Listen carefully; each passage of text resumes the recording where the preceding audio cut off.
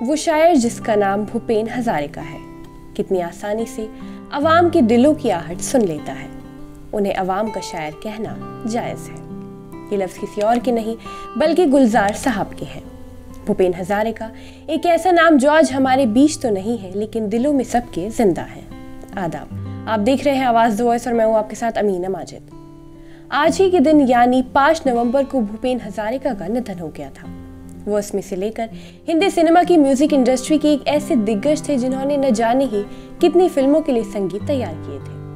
8 सितंबर 1926 को भूपेन हजारिका असम में पैदा हुए। वो अपने 10 भाई बहनों में सबसे बड़े थे। संगीत से लगाव उनका बचपन से ही था और इसकी प्रेरणा उन्हें अपनी माँ से मिली। उन्होंने सिर्फ 10 साल की उम्र से अपने करियर की शुरुआत कर दी थी। जब 1939 में ज्योति प्रसाद ने इंद्रमालती फिल्म बनाई तो उसमें उन्होंने भूपेन हजारिका से 2 गीत गवाए। उस वक्त उनकी उम्र सिर्फ 12 साल थी। उन्होंने अपना पहला गाना विश्व निजाए नौजवान गाया। 1942 में आज़ादी आंदोलन के दौरान उन्होंने सांप्रदायिक एकता पर गीत लिखे। भूपेन हजारिका जिस शैली में गाते थे उसे जीवनमुखी गान शैली कहा जाता है। इस शैली में रोजमर्रा की घटनाओं को संगीत के जरिए बताया जाता है। सिर्फ आसाम ही नहीं बल्कि पूरी दुनिया में उनके चाहने वाले मौजूद हैं। हिंदी फिल्मों में उनके योगदान की बात करें तो हिंदी फिल्मों में उनका सफर आरोप 1974 से शुरू हुआ था। इस फिल्म का एक गीत नैनों में दर्पण है बेहद मशहूर हुआ, जिसे लता जी और किशोर दा ने गाया था।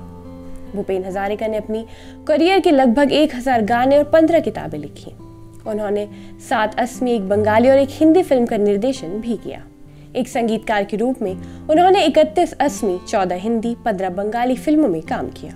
1967-72 के बीच वो असम विधानसभा के सदस्य भी रहे। भूपेन हजारिका को 1977 में पद्मश्री से भी नवाजा गया। उन्हें 1975 में राष्ट्रीय पुरस्कार, 1992 में दादा साहब फाल्के सम्मान और भारत सरकार द्वारा तरफ से पद्म भूषण 2011 और मरणोपरांत भारत रत्न 2019 से भी नवाजा गया।